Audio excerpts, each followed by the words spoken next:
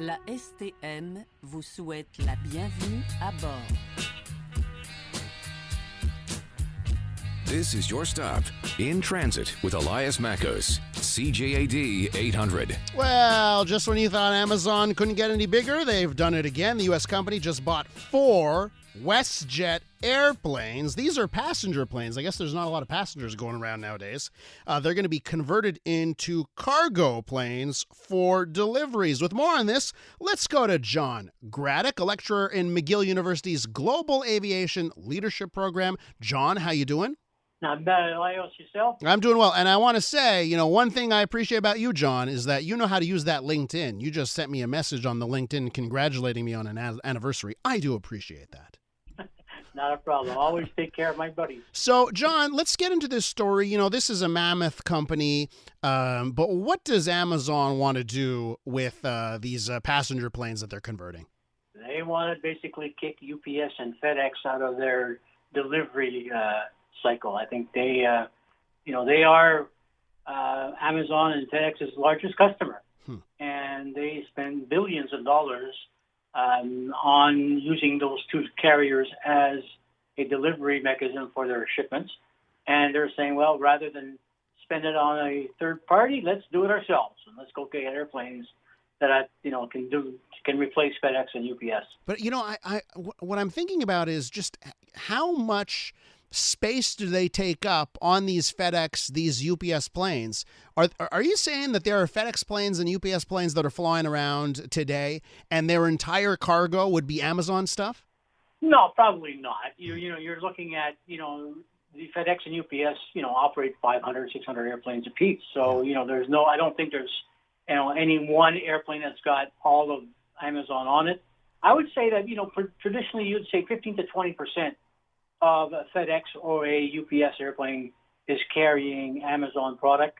During the Christmas run-up, I would say, probably half the airplane is carrying Amazon product. So Amazon is a big deal to FedEx and UPS, and I think they've been, kind of concerned about the direction that Amazon is taking, getting their own airplanes. So they're going back to the drawing board and trying to figure out how do you backfill the loss of Amazon. 4 planes being bought from WestJet, but this is not it, right? They've bought planes before, and they've bought more planes in the last week, right, from other carriers. Yeah, they bought 7 from Delta, and they bought 4 from WestJet. These are the first ones that they're really going to own outright.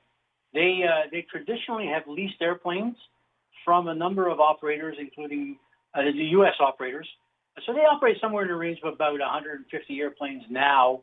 Most, and all of those airplanes are leased. These will be the first owned airplanes that they have. So I think, the experiment that they've started back in 2016 and 17, using these leased airplanes, they're very satisfied with it. They've got, a lot of experience now, with these airplanes, and they're saying now's the time to move from lease to owned. And, they do have the cash, of course, to buy these airplanes. So rather than pay lease, buy an airplane, buy it pretty cheap. We're with John Gradek. He's a lecturer in McGill University's Global Aviation Leadership Program. So John, they buy these planes. You mentioned they want to sort of, not give this money to UPS, not give this money to FedEx. But I would imagine UPS and FedEx, they're not happy about this. They see the writing on the wall.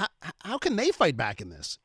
Well, I don't think they can fight back by basically taking on Amazon's product and, trying to negotiate a better price for Amazon. I think, that horse has left the barn on that one. I think that Amazon knows the tactics that FedEx and UPS will use.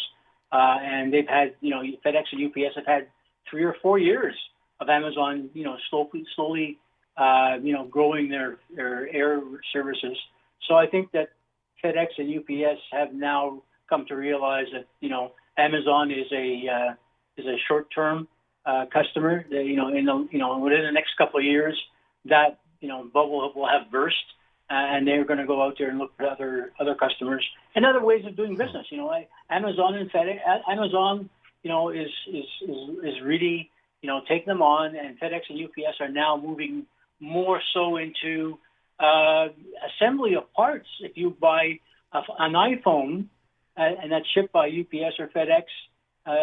Both carriers are in fact assembling and collating and packaging iPhones. So they're moving into different lines of business other than just being a carrier. Mm-hmm. They're now doing work in terms of actually, putting together stuff for customers and packaging and, in fact, building product. Now, if you're WestJet, John, here's where it gets, I got a question about WestJet sells these planes, right? And of course, not a lot of people are flying right now. So they've got planes that are not being used.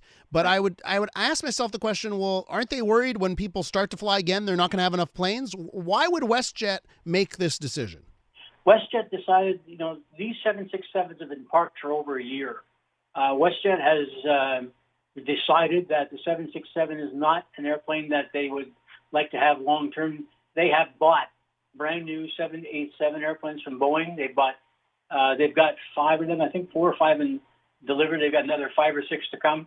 So the 787s are going to be, have been purchased to, in fact, fully replace the 767. So the 767s do not have a place in WestJet's long-term future. The 787 does. John, thanks very much for coming on the program. My pleasure, Elias. Have a great day. There's John Gradek, lecturer in McGill University's Global Aviation Leadership Program.